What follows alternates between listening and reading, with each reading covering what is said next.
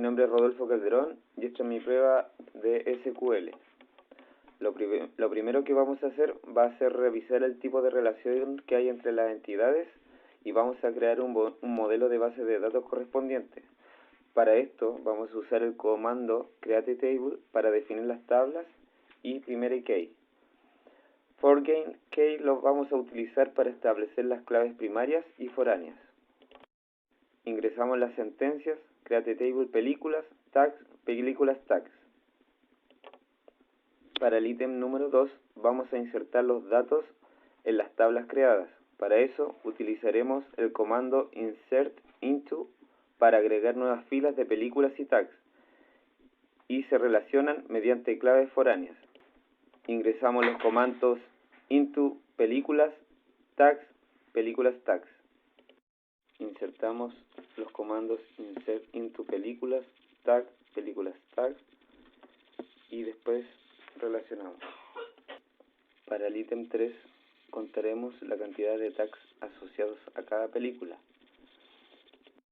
Para aquello aplicaremos la función de agregación count junto con left_join para incluir películas sin tags.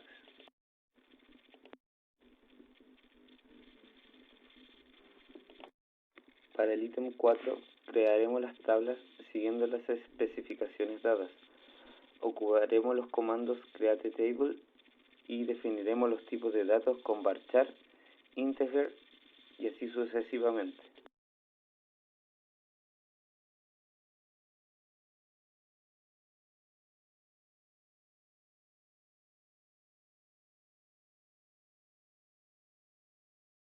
Añadiremos 5 usuarios y 5 preguntas a la base de datos.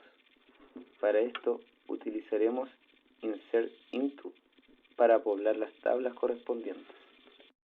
Agregaremos 5 usuarios, 5 preguntas, agregaremos las respuestas a las preguntas. La pregunta 1 será respondida correctamente por el usuario 1 y usuario 2. Las preguntas 2 será respondida correctamente solo por el usuario 3.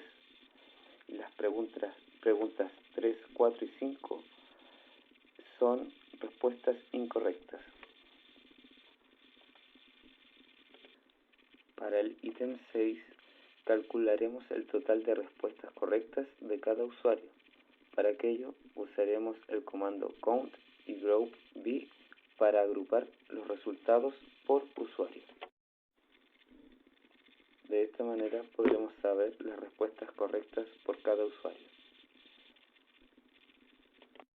Para el ítem 7 contaremos cuántos usuarios respondieron de forma correcta a cada pregunta. Para aquello emplearemos el comando count y join para cruzar las tablas de preguntas y respuestas. Con estos comandos podremos seleccionar el ID y el texto de tabla de preguntas. También contaremos el número de ID de la tabla de respuestas. Con left_join incluiremos todas las preguntas, incluso aquellas sin respuestas correctas. La condición unión la utilizaremos solo si el ID de la pregunta coincide con el ID de la pregunta en la tabla respuestas y si la respuesta es correcta.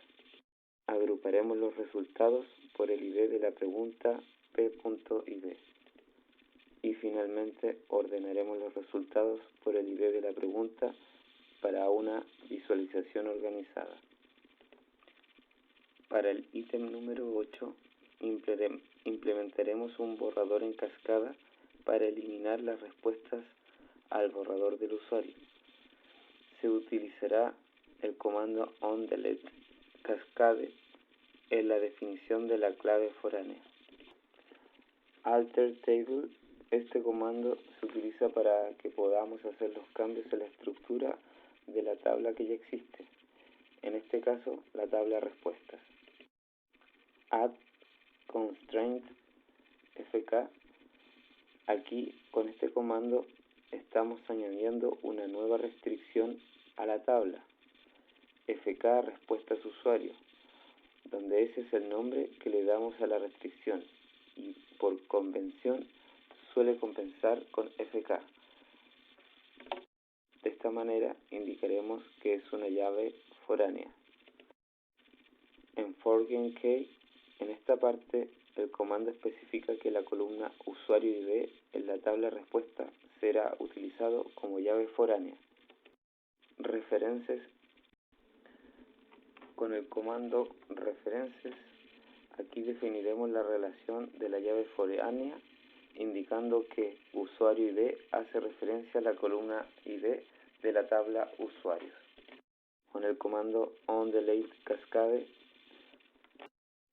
con esta cláusula especificaremos que si un registro en la tabla referenciada, como por ejemplo usuarios, es eliminado, entonces todos los registros de la tabla respuestas que tengan el usuario ID también serán eliminados automáticamente. Esto nos ayudará a mantener la integridad referencial de la base de datos. Para el ítem 9 crearemos una restricción para evitar la inserción de usuarios menores de edad, por ejemplo 18 años.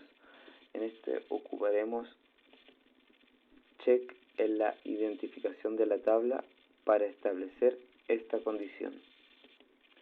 Primero añadimos la columna fecha de nacimiento a la tabla usuarios.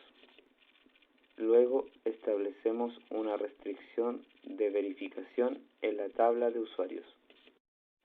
Con esta restricción aseguraremos que solo se puedan insertar o actualizar registros en la tabla si la fecha de nacimiento del usuario es al menos 18 años anterior a la fecha actual, lo que implicaría que el usuario debe ser mayor de edad. Para el ítem número 10, alteraremos la tabla de usuarios para añadir un campo de email con la restricción de ser único. Para aquello, emplearemos alterTable y addConstraint para agregar esta nueva columna y restricción. Primero, agregaremos una nueva columna llamada email a la tabla existente usuarios.